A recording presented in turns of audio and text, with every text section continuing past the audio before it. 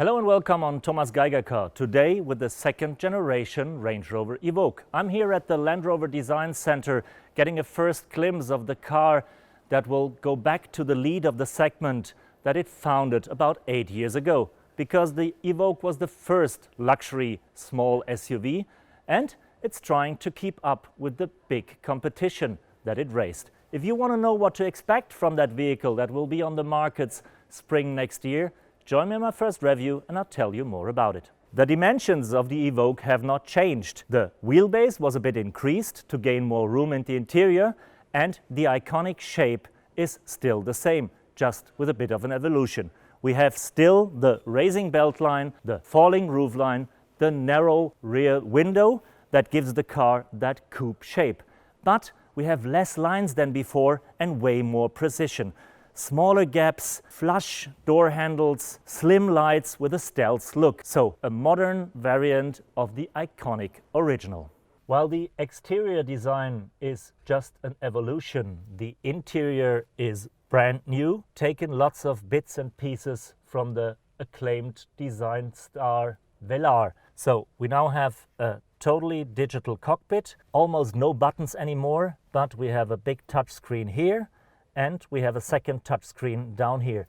Everything is looking very clean, very modern. Everything is well connected, a bit like an iPhone on wheels. There was one big disadvantage of the beauty of the Evoque, the view to the back, because the rear window was as small as you peek out of a letterbox. And they didn't change it because it's the iconic shape that makes the Evoque so beautiful. But they found another solution. An intelligent mirror. It looks like a regular rear view mirror and I can hardly see anything what is happening behind the car. But by the switch of a button, it turns into a video screen. There's a camera mounted on the roof and I can see everything that happens behind the car.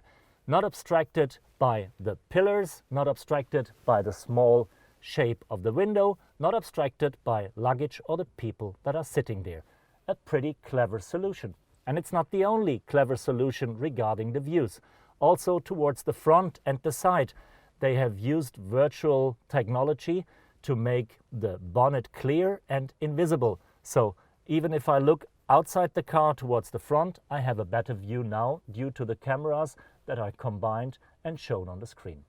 The Evoque uses a brand new platform and brand new engines, ranging from a diesel from 150 horsepower up to a petrol engine with 300 horsepower, all 4 cylinders as far as I guess now. But there is an interesting addition to the engines. Whenever you buy the car with an automatic gearbox, you will get a mild hybrid system, an electrical engine of about 20 horsepower combined with the combustion engine helps in acceleration, increases the time for the start-stop system, and increases the recuperation. You can't really drive electrically with them, but you can estimate a better efficiency, at least 6% less consumption. That's what the engineers are telling. And that's not all. There is a plug-in hybrid in the pipeline, coming late next year, early the year after. Even if the dimensions are the same as before, Land Rover managed to gain some room in the interior. The trunk now fits 2 golf bags and increased quite a bit, and especially on the rear seat you benefit from the longer wheelbase. At least 2 centimeters more knee room make the Evoque a proper 4+1 seater. So 2 adults can sit very comfortably, at least for a shorter drive. But as good as the Brits might know the Chinese market by now, and if you look at the competition, I will bet on a long wheelbase version in the not so far future. Thanks for joining me on that first review of the new Range Rover Evoque. An icon that got revisited and got better than ever. It looks still great, more modern. It has a perfect interior. I'm sure it drives very well and has more off-road capabilities as ever a customer might ever use.